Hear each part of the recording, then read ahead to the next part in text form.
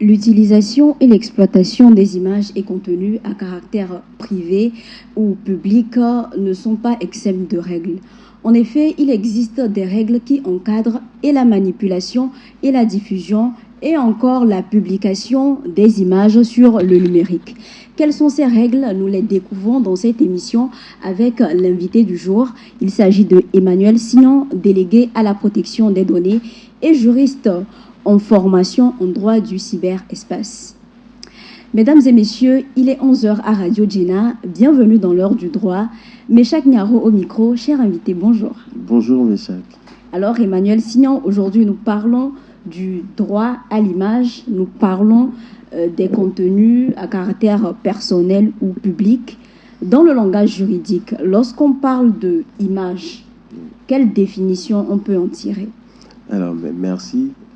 Quand on parle d'image, tout de suite, on n'a pas une définition juridique à l'image, où je vais dire le droit n'a pas donné une définition, mais quand on cherche dans le dictionnaire, on voit que l'image, c'est la représentation d'un objet ou d'une personne, soit par dessin, soit à travers le cinéma ou encore à travers un appareil photographique. Et on a tendance à parler de photo. Donc, voilà un peu la définition de l'image. Et celle-ci est appréhendée après par le droit. Oui. Donc, à côté aussi, on parle de vidéo, qui est un assemblage d'images animées, et donc animées par le biais d'outils photographiques. Voilà. Alors, venons-en au droit à l'image. Que dit le droit, que dit la loi sur le droit à l'image? Alors, le droit associé à l'image, c'est ce droit qu'on appelle le droit à l'image. Et donc, le droit à l'image est ce droit qui est reconnu à tout individu de contrôler l'utilisation de son image. Voyez, si tout de suite, vous relayez mon image sur un réseau social, c'est grâce à ce droit-là que je pourrai contester la publication de mon image, ou grâce à ce droit, je vous demanderai de supprimer l'image-là, voilà, cette image. D'accord. Est-ce qu'il y a des droits accessoires rattachés au droit à l'image? Oui. À côté, on peut parler aussi du droit d'auteur, des droits d'auteur, parce que quand on parle d'image, il ne faut pas juste voir l'image des personnes. Il peut aussi s'agir d'images de biens, de meubles, d'immeubles. Et donc, vous allez voir que, en tant que photographe, on va plus aborder, je propose qu'on aborde plus l'image sous l'angle de la photographie. Oui, voilà. Allons-y. Voilà. Et donc, lorsqu'on photographe, capture des images, vous allez voir qu'il a une signature sur ces images. Et puis, l'art de prendre des photos peut être protégé par le droit d'auteur. Et là, on peut associer à l'image aussi comme droit, le droit d'auteur. Donc, le droit de se reconnaître propriétaire. Parlons, approfondissons un peu la notion de droit d'auteur. Est-ce que lorsqu'un individu est auteur d'un contenu, a priori d'une image, il dispose tous les droits sur ce contenu? Alors, est-ce qu'un auteur qui dispose d'une image, ça dépend de l'image. Si je suis photographe et que c'est votre image que j'ai sous la main, quel que soit l'art de prise de cette photo, je ne dispose pas de tous les droits sur cette image-là, parce que là, c'est votre image et vous avez le droit, éventuellement, si je fais une mauvaise manipulation de votre image, de revendiquer. Maintenant, si je suis un photographe où je capture des images de la nature, ou encore je fais des documentaires, ou je filme des animaux, et j'ai une manière de le faire, alors, le droit d'auteur me permet donc de contrôler l'utilisation de ces images que moi-même j'ai prises, j'ai capturées. Et donc, je peux en contrôler l'usage qu'est fait de ces images-là que j'ai prises. Est-ce qu'on peut dire par là que la loi ou le droit te donne un droit absolu sur la manipulation de ces images? Alors, un droit absolu, quand on parle de droit d'auteur, on est en train de parler de la propriété intellectuelle. Alors, il y a un certain nombre de droits, ou du moins, il y a un certain nombre de prérogatives rattachées au droit d'auteur. Et donc, si vous êtes propriétaire d'une image, vous pouvez l'utiliser pourvu que vous n'en fassiez pas un usage qui est prohibé par la loi. Bien, vous ne pouvez pas abuser de l'utilisation de l'image pour que cela puisse porter atteinte à d'autres individus. Maintenant, puisqu'on est en train de parler de droit d'auteur, on parle de propriété intellectuelle, il faut reconnaître que le droit d'auteur, il y a un certain nombre de prérogatives qui, avec le temps, disparaissent, ou l'auteur perd un certain nombre de prérogatives. Par exemple, il y a des images qui sont protégées par le droit d'auteur sur une période donnée. Et à l'expiration de cette période-là, vous allez entendre dire que l'image est libre de droit. En guillemets, c'est que le propriétaire de l'œuvre ne peut plus exercer tous les prérogatives sur l'image en question. Est-ce que vous pouvez nous donner un exemple précis par rapport à ce que vous dites? Alors, je prends des photos je fais dans la photographie des belles immeubles, d'immeubles. Oui. Maintenant, ma manière de capturer les images et tout, j'ai protégé pour que quelqu'un d'autre n'utilise pas ces images ailleurs. Ça reste ma propriété. Et donc, j'ai un droit d'auteur rattaché à cette œuvre-là. Parce que quand on parle de droit d'auteur, ça relève plus de biens immatériels. Parce qu'une image est un bien immatériel. Voyez? Quand vous capturez une image, vous ne pouvez pas toucher, mais il y a des droits rattachés. Et donc, lorsque le droit me reconnaît la propriété sur ces images, ou surtout, qu'est-ce qui est protégé? C'est l'art de prendre les images qui est protégé. On n'interdit pas à quelqu'un d'autre d'aller recapturer l'immeuble que vous avez capturé ou que vous avez photographié, mais c'est la façon dont vous le faites. Peut-être il y a une originalité dans la façon dont vous le faites qui est protégée. Maintenant, si, comme je le dis, j'ai pris l'exemple d'immeuble, vous avez un délai donné. Le droit vous reconnaît les prérogatives rattachées à votre image, je crois, pendant 25 ans. Je crois pendant 25 ans. Donc, il y a des droits rattachés. Donc, pendant 25 ans. Après 25 ans, vous ne pourriez plus revendiquer, quelle que soit l'utilisation qui est faite de votre image, parce que celui-ci, on va direct tomber dans le domaine public, entre guillemets. Et donc, vous allez voir souvent dire, ce sont des images libres de droit. Ouais. Voilà. C'est de la même chose aussi pour les ouvrages. Voilà. Un auteur a écrit un ouvrage, il est propriétaire de l'œuvre, et donc il y a des droits rattachés. Mais il va jouir que de ces droits ou d'un certain nombre de tous les prérogatives rattachées à l'œuvre pendant une période donnée. Après cette période, les prérogatives diminuent. Vous voyez? Donc là, c'est plus technique. Et aller en profondeur dans le droit d'auteur, il y a d'autres caractéristiques comme la paternité de l'œuvre. Il y a des droits comme le droit moral de l'auteur qui est rattaché à l'œuvre, même si l'œuvre tombe dans le domaine public, vous ne toujours pas en faire un usage qui est prohibé par la loi. Tout de même, l'auteur perd certaines prérogatives, n'a pas toutes les prérogatives que lui reconnaissait à la base le droit d'auteur. Donc avec le temps, on ne dispose pas d'un droit absolu justement sur son œuvre. Oui. Alors, est-ce que quand on parle de protection du droit à l'image, oui, les prérogatives ou les dispositions législatives sont les mêmes partout dans le monde ou elles varient d'un pays à un autre? Alors, les législations varient. Et là, je vais revenir en termes d'image de personne. Vous allez voir, quand vous prenez nos tests, même quand on prend la constitution togolaise, on dit toute personne a droit au respect de sa vie privée. Oui. C'est là même que la question de l'image se pose. Puisque image de personne, cercle vie privée. Maintenant, quand on prend chez nous, la manière dont c'est libellé, il y a d'autres tests qui disent qu'il ne faudrait pas que les nouvelles technologies puissent porter atteinte aux droits fondamentaux des individus et surtout à leur vie privée. Et donc, au regard de cette disposition, je ne suis pas autorisé à filmer quelqu'un dans son intimité.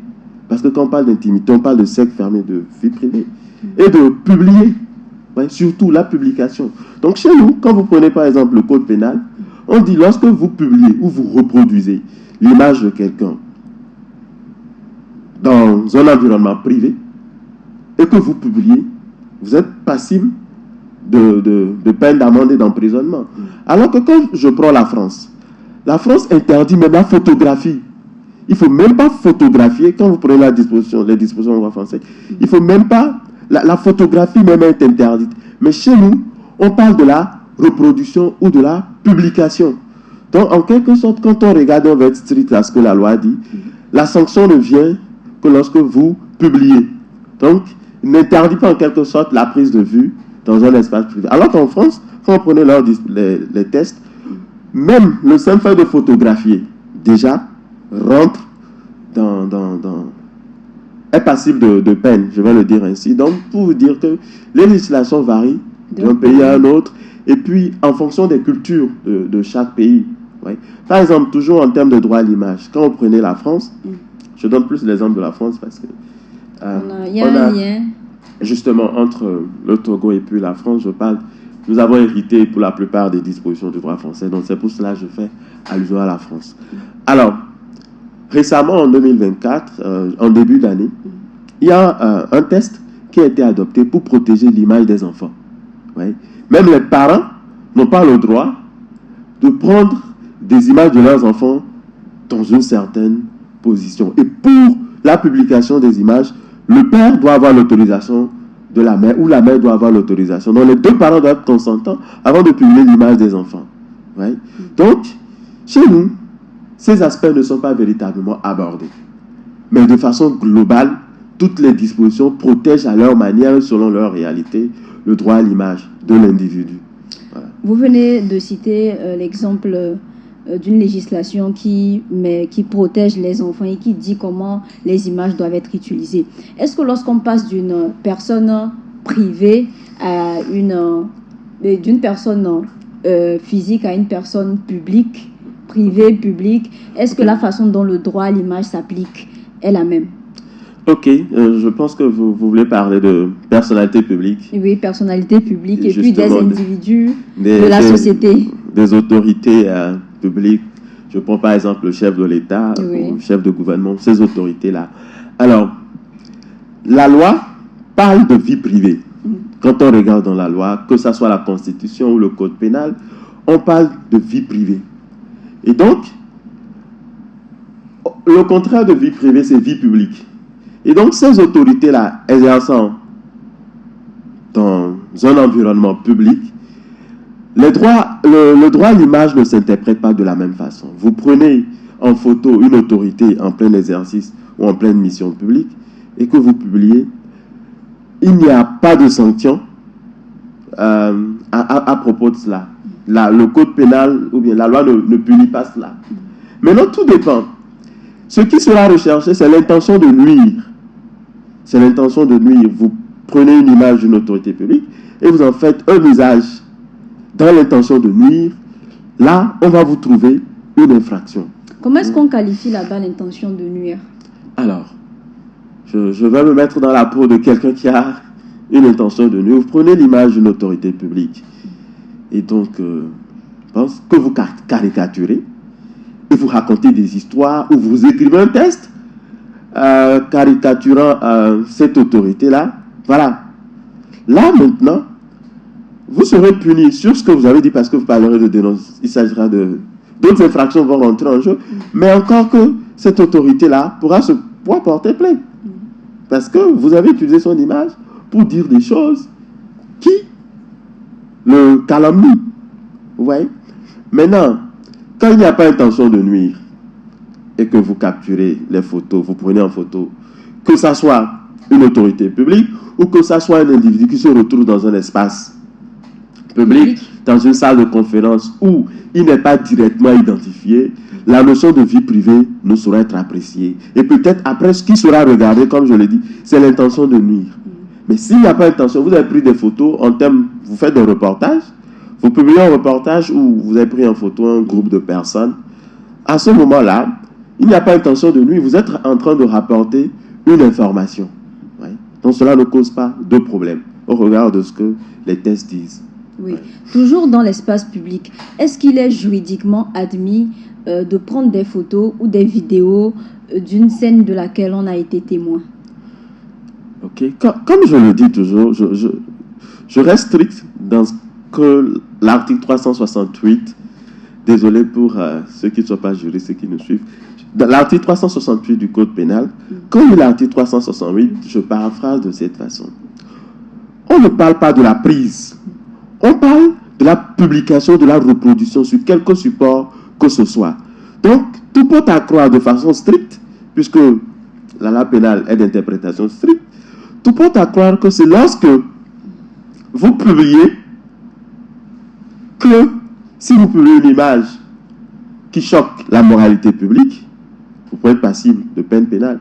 Mais le fait de filmer ou de photographier un événement, un accident de circulation par exemple, un braquage, par exemple, alors il n'y a pas d'infraction à cela. Mais peut-être si vous filmez un braquage, on pourra poursuivre pour non-assistance à personne en danger. Le temps de filmer. Et si vous allez plutôt sauver la personne qui est en train d'être braquée ou bien qui est en difficulté. Donc, d'autres infractions pourraient être recherchées à côté, mais tout de suite, le fait de filmer une scène ne cause pas de problème. Mais quand vous la publiez et qu'elle choque, ou bien elle trouble l'ordre social, là, vous pourrez être interpellé. Vous voyez? Parce que le procureur de la République est là pour veiller à, comment on appelle, à une paix sociale, à une harmonie sociale. J'ose prendre l'exemple des élections récentes.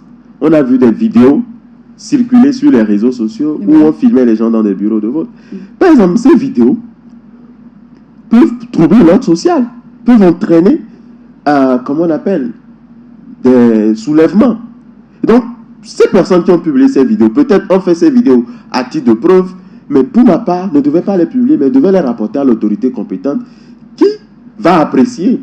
Maintenant, en les publiant, l'intention derrière, cela peut entraîner, peut porter, comment on appelle, atteinte à l'ordre social. D'accord. Vous voyez? Et donc là maintenant, le procureur peut interpeller ces personnes et leur enjoindre de supprimer ces vidéos-là. Donc lorsqu'on est témoin d'une scène, il faut éviter de filmer, de prendre des photos. Alors, c'est pas interdit de filmer. Maintenant, quand vous filmez, qu'est-ce que vous en faites avec? Peut-être ça peut servir de preuve, parce qu'aujourd'hui la preuve électronique est admise. Maintenant, ça dépend de ce que vous filmez. Quand vous filmez, et on estime que vous, qui êtes en train de filmer, vous êtes normalement en mesure de sauver la personne, on peut vous poursuivre pour non-assistance à personne en danger. C'est prévu par le code pénal. Ouais? Okay. Vous pouvez empêcher la situation, mais au lieu d'empêcher la situation, vous filmez plutôt la situation. Deux personnes qui se bagarrent, vous les filmez, au lieu de les séparer, par exemple. Et après tout, vous publiez.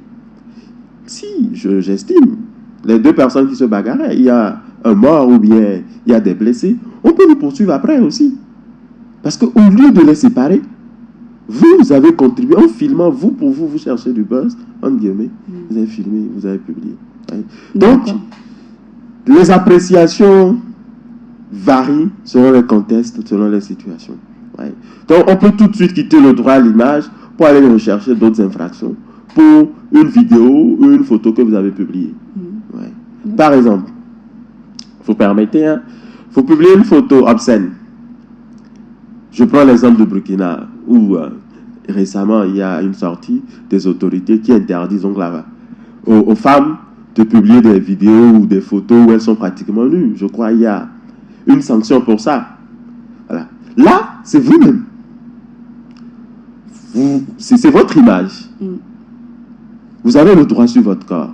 Et que vous publiez cette image, là maintenant, on ne parlera plus de droit à l'image, mais puisque votre image, en Dieu, peut-être elle est obscène, ou bien elle porte atteinte aux bonnes mœurs, on vous trouvera une sanction.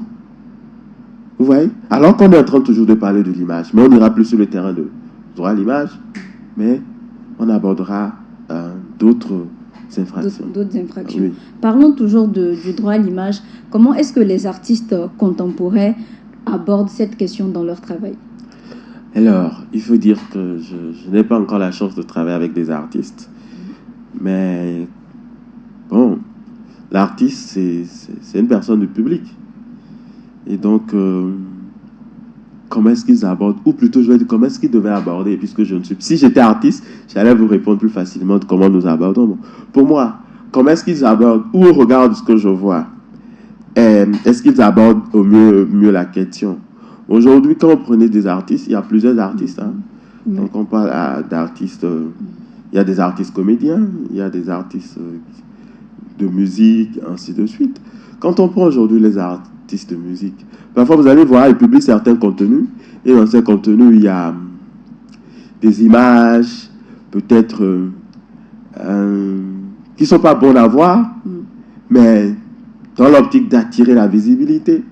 Donc, ils publient ces images. Moi, je pense que, comment est-ce qu'ils devraient aborder cette question? Je vais dire, dans chaque contenu qui est publié, il faudra faire attention à un certain nombre de choses. Déjà, est-ce que le contenu que je suis en train de publier, ou là où je suis en train de faire la vidéo, il n'y a pas quelqu'un dans le coin qui ne voudrait pas apparaître dans la vidéo, parce que cette personne pourra contester son droit à l'image.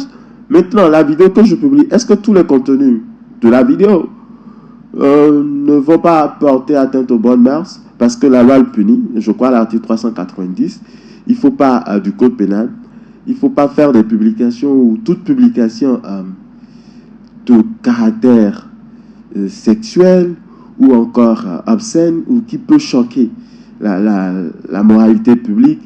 Donc, des scènes de violence. Voilà, des scènes de violence et tout cela. Donc, sont punis. Ouais, donc, quel que soit l'artiste, quel que soit le domaine dans lequel il exerce son art, il faudra être regardant sur ces aspects-là. Voilà un peu. Voilà. Oui, quand on quitte l'aspect artiste, on quitte le milieu artistique et qu'on se retrouve parmi les citoyens et même au niveau des personnalités publiques, quelles sont les limites au droit à l'image? Alors, les limites au droit à l'image, comme le droit à l'image, c'est ce droit qui vous permet de contester l'utilisation de votre propre image par autrui. Oui. Mais alors, quelles sont les limites? À supposer que vous avez autorisé qu'on vous prenne en photo. Vous voyez? Et ça a été publié. En fait, quand vous autorisez, c'est une limite à votre droit. Parce que vous avez autorisé la publication. Maintenant, à côté, ça dépend si, dans les termes, la personne a dit je publie tel, dans telle condition et que vous avez accepté.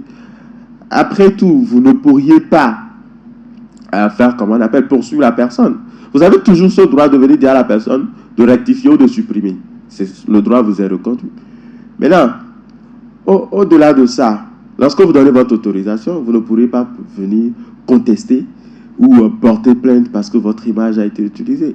C'est cette limite. Maintenant, quand on a une autorité publique, déjà, qu'on exerce une mission d'intérêt général, on ne peut pas interdire de se faire prendre en photo. Un peu, on ne peut pas interdire parce que là, ça ne relève pas du sphère privée. Ouais. C'est pour cela, quand vous prenez que la Constitution, l'ancienne, je n'ai pas encore pris connaissance de la nouvelle. Donc, l'ancienne, l'article 28 parle de la vie privée. Et donc, si les photos, le procureur va apprécier, ces photos ne relèvent pas de votre vie privée, bon, vous ne pouvez pas contester. Hein? Vous ne pouvez pas contester. Qu'est-ce que vous contestez? Le fait qu'on vous ait pris en photo et qu'on ait publié, alors que cela ne vous porte pas atteinte, cela ne vous préjudicie en rien, surtout quand on est dans la sphère publique. Donc j'estime, au regard de ce que les tests disent, que c'est une limite. Parce que vous allez contester quoi? Voilà. Oui, quand vous parlez de préjudice, sur quel angle il est apprécié? Est-ce qu'on parle de préjudice moral sur le plan socio-professionnel ou c'est dans quel aspect on se dit que l'image qu'on a postée, voilà, portait atteinte à quelqu'un? Alors, tout de suite, le préjudice que je vois, c'est un préjudice moral. Parce qu'une image de vous publiée dans une certaine posture peut porter atteinte à votre honneur ou encore à votre intégrité. Puisqu'aujourd'hui, on est dans un environnement où quand on publie une image, automatiquement, il y a des lynchages, il y a des commentaires et désobligeants. Et donc, tout cela peut vous affecter moralement. Maintenant, à côté, on peut tirer d'autres préjudices.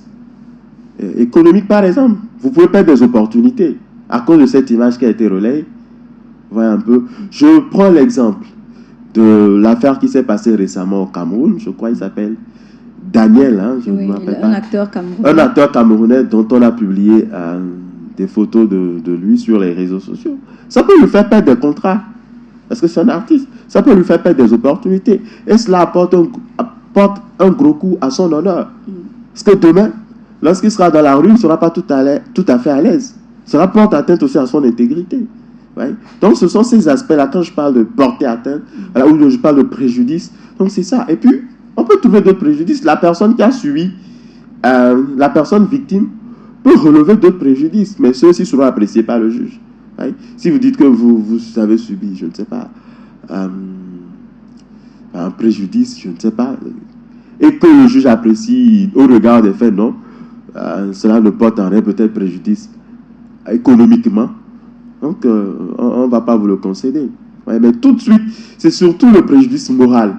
Ouais. L'intégrité, la dignité. Atteinte à l'honneur, votre dignité prend un coup.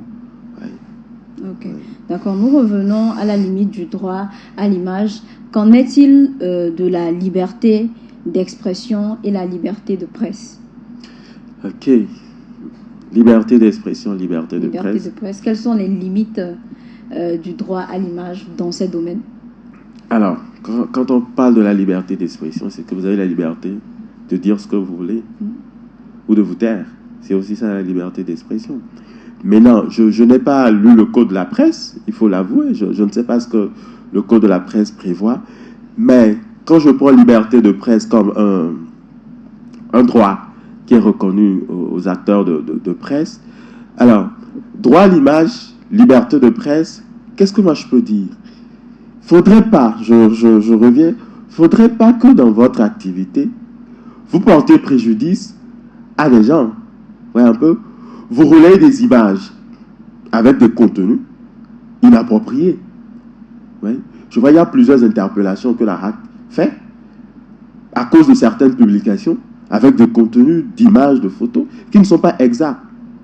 Donc, tant que vous exercez votre activité en ne portant préjudice à personne, en relayant des activités, des informations vérifiées, des images vérifiées et exactes, cela ne porte pas. Je donne un exemple. Supposons que vous êtes un acteur des médias et puis vous relayez un deepfake.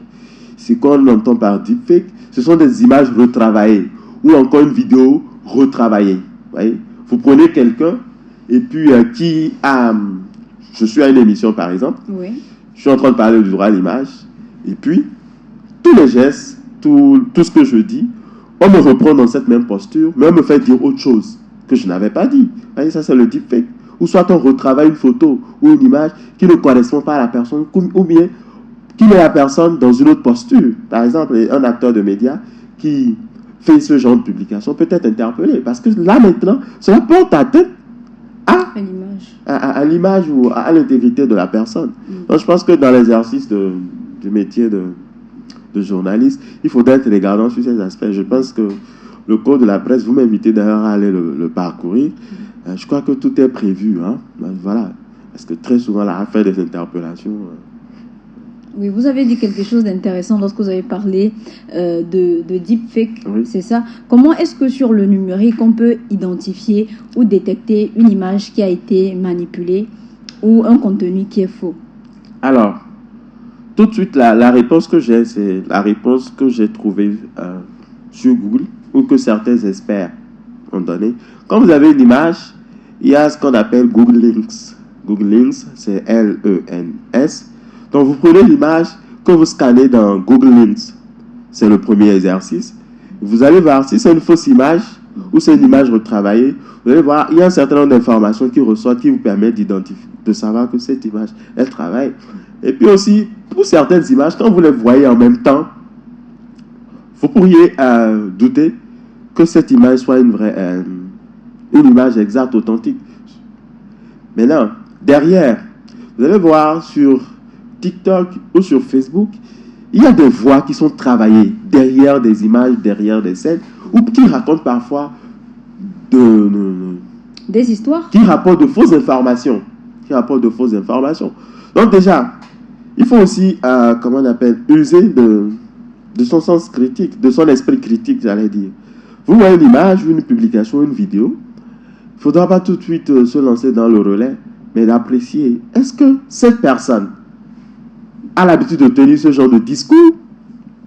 Est-ce que cette personne peut se retrouver dans ce genre de situation?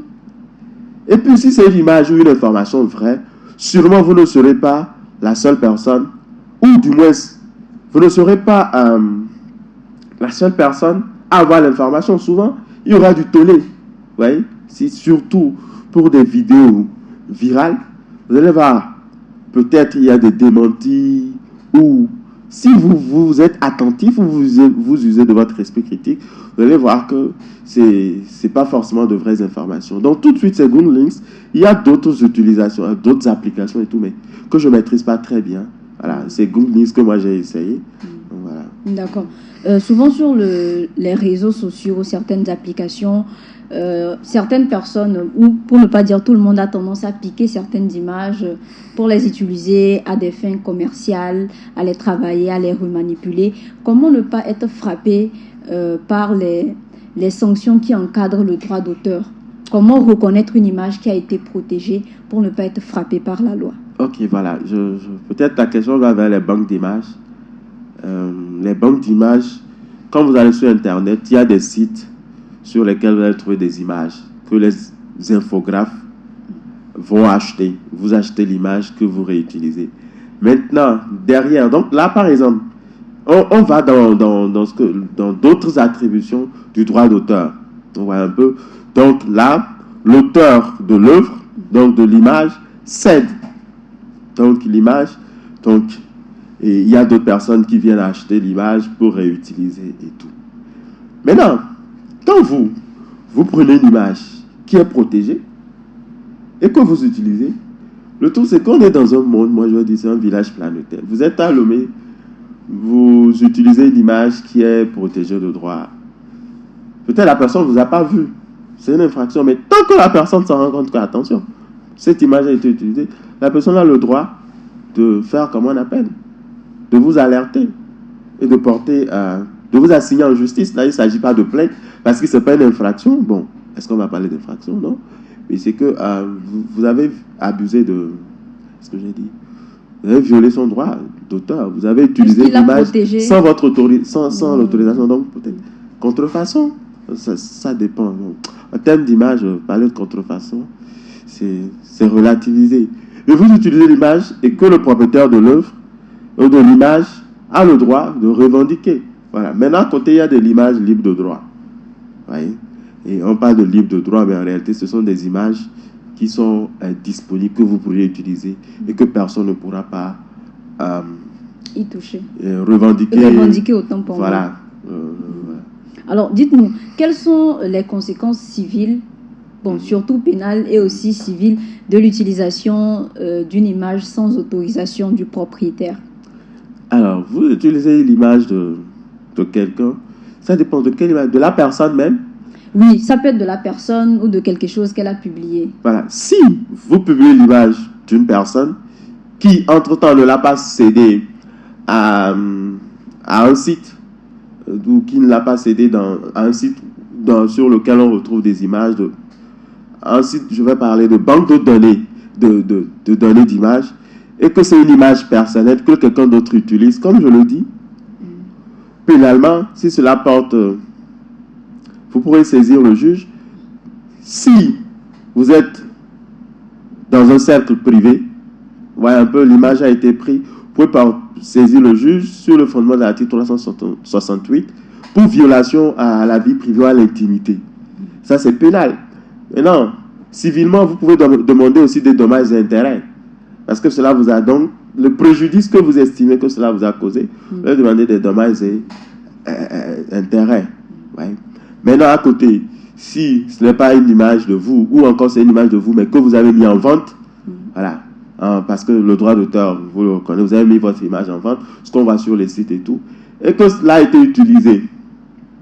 Très souvent, avec les banques de données, c'est que vous cédez l'image à, comment on appelle, une structure qui dispose d'un site internet qui recueille les images et les revend. Donc, maintenant, peut-être c'est le site qui va poursuivre parce qu'une utilisation d'une image de sa banque de données a été mal faite. Ouais? Et donc là, quelles sont les conséquences? Mais elle va vous poursuivre. Mais je pense que là-bas, ça sera plus sur le plan civil. Vous demandez des dommages et intérêts. Ouais? Je ne sais pas comment va prendre la forme que va prendre l'action. Mais peut-être qu'il reviendra à l'appréciation du juge. Donc, assignation en revendication d'une image, Ou bon, ça dépend. Parce que ça varie. On peut assigner pour demander la suppression. On peut assigner pour demander, comment on appelle, des dommages et intérêts. Parce que l'image a été utilisée. Tout. Mais de toute façon, vous avez la possibilité, comme je le dis, de saisir le juge pour demander. D'abord, vous pouvez faire une mise en demeure de la personne, demander, retirer l'image. Si c'est une image personnelle. Maintenant, si vous êtes un commerçant, vous faites dans la vente d'images et que quelqu'un utilise votre image sans votre des photos autorisation, des habits ou des marchandises voilà, que vous vendez, sans votre autorisation, et que vous estimez que vous pouvez apporter la preuve que cette image vient de votre banque de données, vous allez obtenir des dommages et intérêts. Il faut dire que ce n'est pas une pratique très courante chez nous pour le moment. Je pense que ces nouvelles questions en termes d'assigner quelqu'un qui aurait utilisé une image sur une banque de données, j'avoue, je ne l'ai pas encore entendu, bien que vous avez la possibilité, parce que c'est un droit qui vous est reconnu, vous avez la possibilité de saisir le juge pour cela. Mais pour l'instant, la pratique n'est pas vraiment effective. Comme ailleurs, quand je prends en France, il y a des décisions de justice où on saisit le juge pour demander des dommages et intérêts parce que telle image a été utilisée sans le consentement de la personne ou encore sans le consentement de l'entreprise qui possède la banque de données d'images. Oui.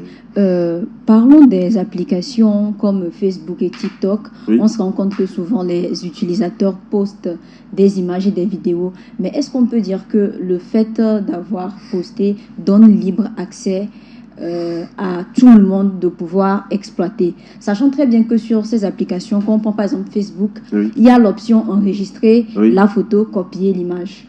Ok. Alors, est-ce que ça donne droit? Oui. Bon, moi, je vais m'en tenir au paramètre. Quand vous allez sur Facebook, il y a l'option partager, il y a l'option enregistrer. Donc, en quelque sorte, vous, la personne qui publie l'image, vous êtes conscient déjà que mon image peut être enregistrée par autrui, ou peut être repartagée par autrui. Maintenant, alors, est-ce que vous allez poursuivre la personne parce que la personne a repartagé? Du moment où vous publiez un truc sur Facebook, moi j'estime que ça sort de votre vie privée.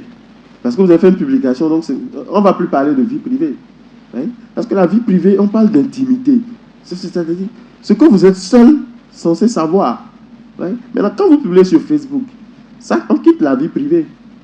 Maintenant, on est dans le domaine public, je vais parler comme ça, on est sur les réseaux sociaux, c'est ouvert à tout le monde, à tous les utilisateurs. Si quelqu'un enregistre votre image, oh, vous ne pouvez pas poursuivre la personne, la personne repartage, est-ce que vous poursuivez la personne? Mais comme je le dis toujours, c'est que ce qui sera recherché, c'est l'intention de nuire. Parce que pour caractériser l'infraction, il y a 3 éléments. Il y a l'élément moral, l'élément matériel, et il faudrait que l'infraction soit prévue. Oui. Maintenant, si quelqu'un repartage une image et que vous estimez que cela vous porte à tête, il faudra réunir ces 3 éléments. Ou bien le juge doit réunir ces 3 éléments pour caractériser ou apprécier l'infraction. Maintenant, s'il n'y a pas intention de nuire, l'élément moral est absent, l'intention de nuire. La personne ne l'a pas fait dans une intention de vous nuire. On ne saura pas parler d'infraction. Maintenant, vous avez le droit de demander à la personne de supprimer, parce que c'est votre image, de supprimer, comment on appelle, la publication relayée. Ouais. Maintenant, sur TikTok, je crois qu'il y a des paramètres, ça fait un moment que je ne suis plus sur TikTok, mais quand même, il y a des paramètres qui permettent d'empêcher le téléchargement. Vous ne pouvez pas télécharger la vidéo. Maintenant, bon, il y a des contournements. Hein. Les gens contournent pour télécharger des vidéos. Ça, c'est autre chose. Mais quand même, vous-même, vous pouvez empêcher que la vidéo ne soit téléchargée. Mais du moment, moi, j'estime, quand vous publiez une image sur Facebook ou sur les réseaux sociaux, c'est que vous-même, vous avez décidé de donner l'autorisation. Ça ne relève plus de votre vie privée, en fait. Donc, ouais. D'une certaine manière, vous avez donné votre consentement pour qu'on utilise l'image. Est-ce que vous avez donné votre consentement? C'est délicat. Plutôt, je vais dire, vous êtes conscient que votre image peut être utilisée. Est-ce que vous n'avez pas donné tout de suite votre consentement? Dans la mesure où, si l'image est relayée ailleurs et que vous voyez que cela vous porte préjudice, vous voulez toujours demander que l'image soit supprimée. Je prends un exemple. Je viens à Djenna, j'ai pris des photos que j'ai republiées sur ma page, comme quoi j'ai participé à une émission aujourd'hui, et que quelqu'un relaie. Bon, tant que cela ne nous porte pas préjudice. Maintenant, supposons que la personne relaie et accompagne d'un test inapproprié, ou encore accompagne d'un test avec des mots, un guillemets méchant. Ouais, un peu.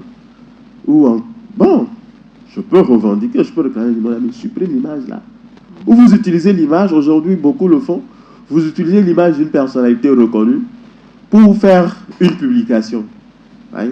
Parfois, on voit qu'il n'y a même pas